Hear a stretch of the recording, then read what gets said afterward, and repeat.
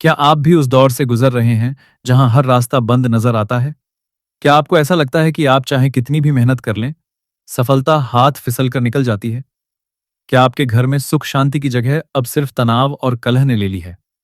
नमस्कार दोस्तों, आज मैं आपसे कोई झूठी कहानी नहीं, कोई मनोरंजन के लिए बनाया गया वीडियो नहीं, बल्कि एक कड़वी सच्चाई और एक ऐसे समाधान के बारे में बात करने वाला हूं, जिसने हजारों लोगों की टूटी हुई किस्मत को जोड़ा है। सोचिए, जब आप सुबह उठते हैं, तो सबसे पहला विचार क्या आता है? शायद यही कि आज फिर वही समस्याएं सामने खड़ी होंगी। कर्ज का बोझ, व्यापार में मंदी, रिश्तों में दरार या फिर स्वास्थ्य से जुड़ी ऐसी बीमारियां जिनका इलाज डॉक्टरों के पास भी नहीं मिल रहा। आप सोचते हैं, भगवान, मैंने क्या बिगाड़ा है? मैं इतना दुख क्यों भोग रहा हूं? ये अकेलापन, ये असहायता और ये डर कि शायद अब कुछ ठीक नहीं होगा। ये वह जाल है जिसमें हम में से बहुत से लोग फंस चुके हैं। हम काम करते हैं, पूजा करते हैं, व्रत रखते हैं, फिर भी परिणाम शून्य। क्यों? क्या ईश्वर हमसे नाराज हैं? या फिर हम किसी ऐसे नियम को तोड़ रहे हैं जिसकी जानकारी हमें नहीं है? अगर आपकी आंखों में भी वही सवाल है, अगर आपके दिल में भी वही घुटन है, तो इस वीडियो को बीच में छोड़कर मत जाना।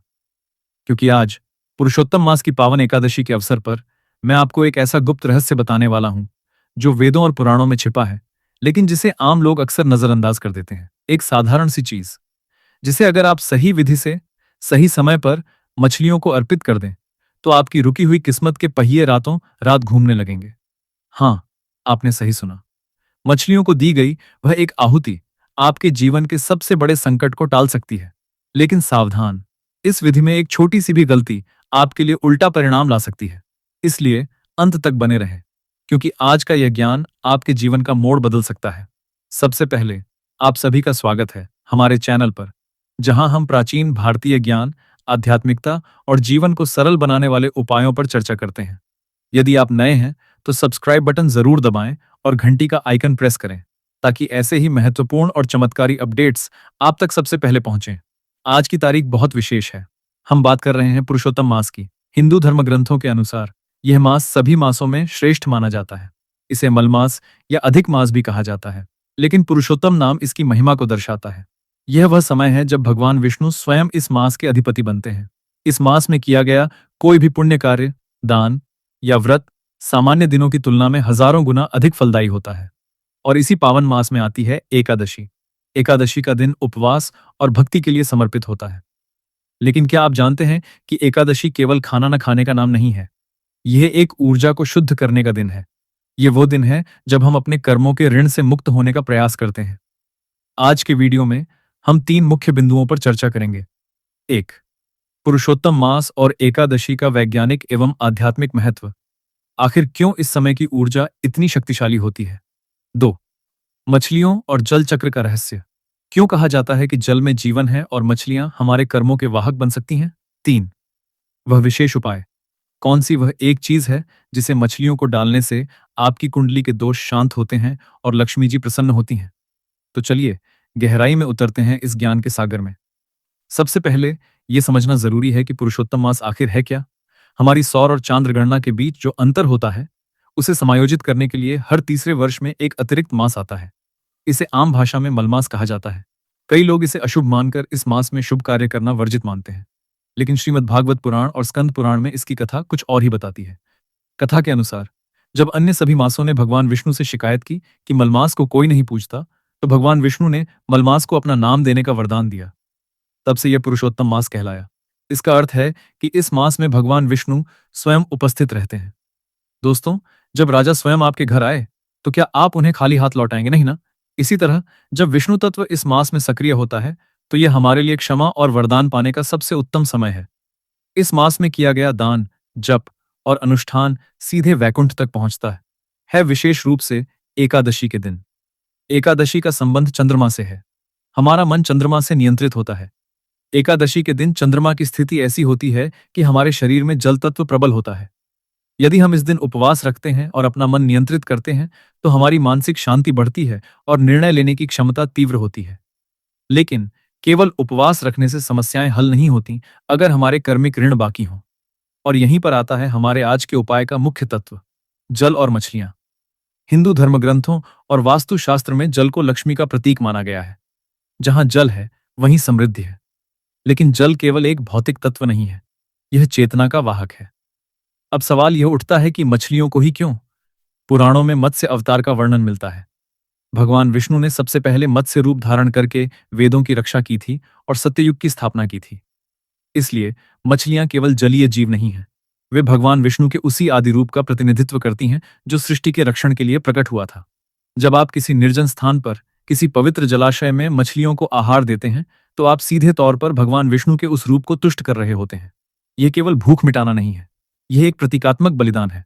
ज्योतिष शास्त्र के अनुसार कुंडली में यदि गुरु या चंद्रमा कमजोर हों, या यदि धन भाव सेकंड हाउस और लाभ भाव 11th हाउस पीड़ित हों, तो व्यक्ति को धन की हानि और मानसिक अशांति का सामना करना पड़ता है। मछलियां जल तत्व से जुड़ी हैं और जल तत्व चंद्रमा और शुक्र से संबंधित है। शुक्र धन और सुख का कारक है।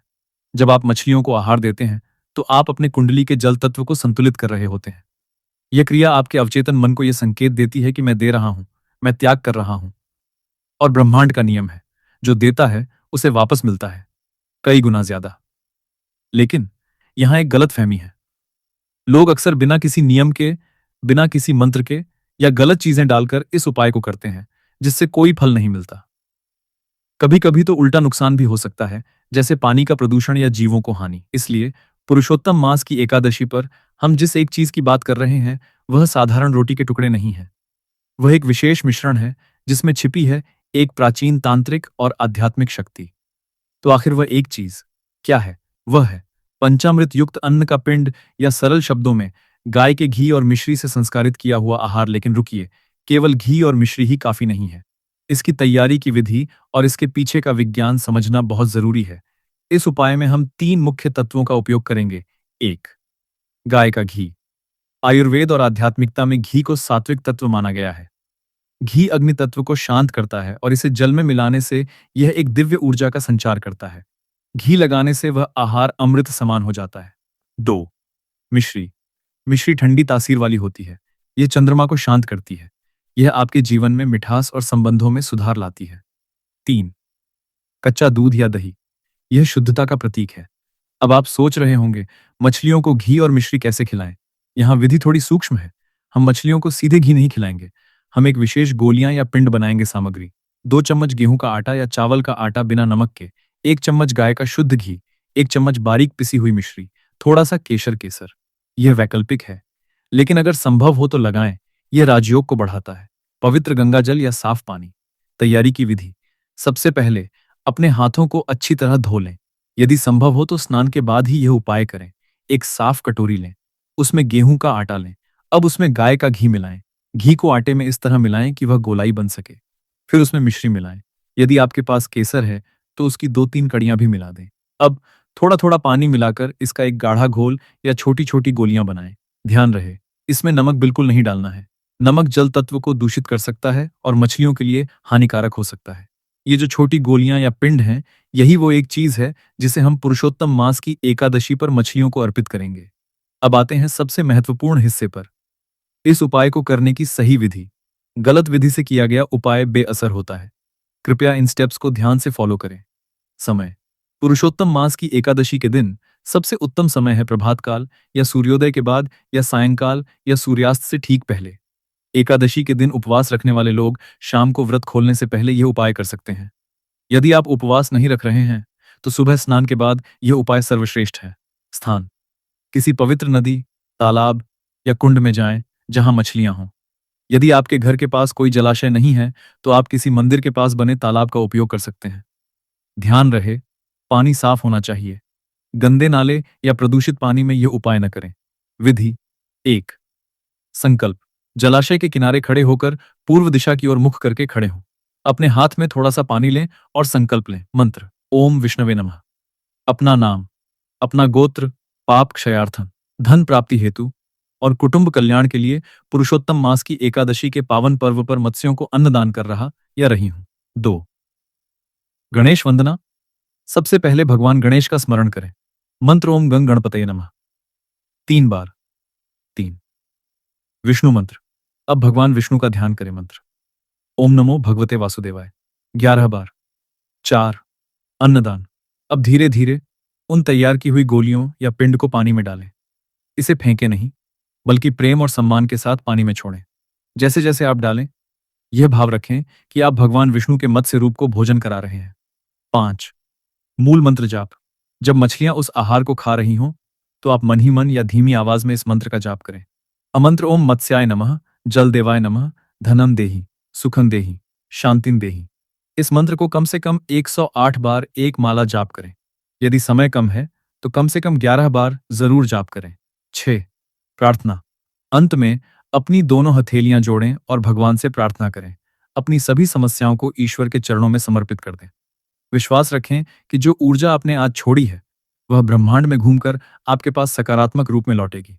इस उपाय को करते समय एक बात का विशेष ध्यान रखें। भाव यंत्रवत नहीं, बल्कि पूर्ण श्रद्धा और भक्ति के साथ करें। जब आप मछलियों को देखते हैं, तो उन्हें भगवान का रूप मानें। उस क्षण में कोई लालच नहीं, कोई डर नहीं, केवल समर्पण होना चाहिए। अब आप सोच रहे होंगे, क्या सच में इतनी साधारण सी क्रिया से किस्मत बदल सकती है? उत्तर है हाँ, लेकिन शर्त यह है कि आपका विश्वास अटूट हो। आइए इसे दो नजरियों से समझते हैं। एक, आध्यात्मिक नजरिया। कर्म सिद्धांत के अनुसार दान सबसे बड़ा पाप नाशक है। विशेष रूप से अन्नदान सर्वोच्च माना जाता है। जब आप किसी जीवित प्राणी को भूख से बचाते हैं, तो आपका हिंसा का कर्म क्षय होता है और दया का कर्म जुड़ता है। पुरुषोत्तम मास में यह प्रभाव 100 गुना बढ़ जाता है। मछलियां जल में रहती हैं और जल भावनाओं और अवचेतन मन का प्रतीक है। जब आप जल के जीवों को तुष्ट करते हैं, तो आपका अवचेतन मन शांत होता है, जिससे आपके निर्णय बेहतर होते हैं और आपका व्यक्तित्व आकर्षक बनता है।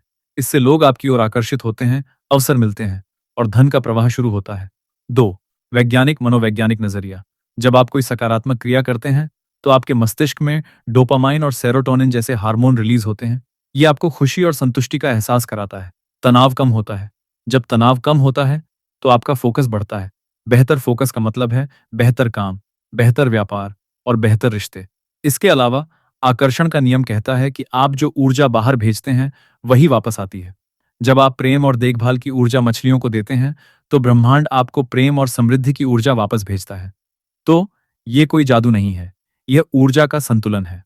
और पुरुषोत्तम मास की एकादशी वह स्विच है जो इस ऊर्जा को तेजी से आपके पक्ष में मोड़ देती है। दोस्तों, मैं जानता हूं कि जीवन कितना कठिन हो सकता है।